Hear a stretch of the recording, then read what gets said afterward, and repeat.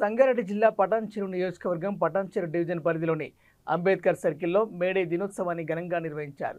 అంతర్జాతీయ 138వ కార్మిక దినోత్సవం పురస్కరించుకొని పటాన్చెరు శాసనసభ్యులు గూడెం మైపాల్ రెడ్డి బీఆర్టీయూ జెండాను ఎగరవేసి మేడే శుభాకాంక్షలు తెలియజేశారు. ఈ కార్యక్రమంలో ప్రజాప్రతినిధులు, సీనియర్ నాయకులు, కార్యకర్తలు పాల్గొన్నారు.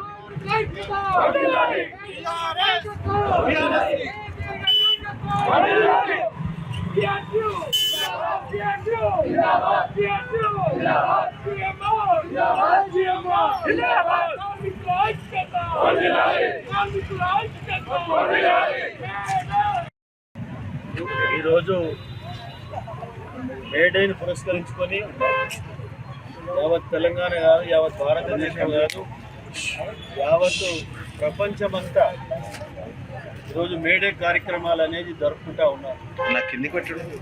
ఈరోజు అనేది కార్మికులకు ప్రపంచ వ్యాప్తంగా విముక్తి చెందిన రోజు.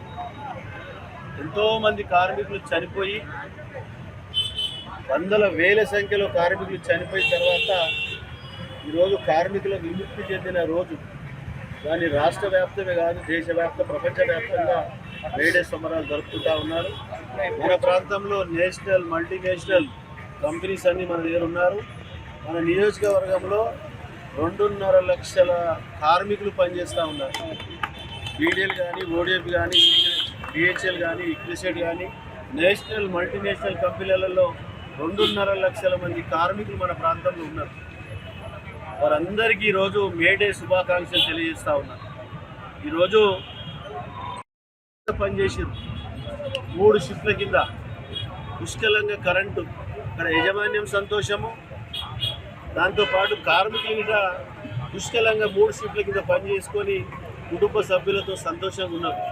ఈ 4 నెలల కాలంలో పరిస్థితి చూస్తూ ఉంటే డ్రింకింగ్ వాటర్ లేదు, సాగునీరు లేదు, తాగునీరు లేదు, కరెంటు కోతలు ఎన్నో ఎదుర్కొంటూ ఉన్నాం.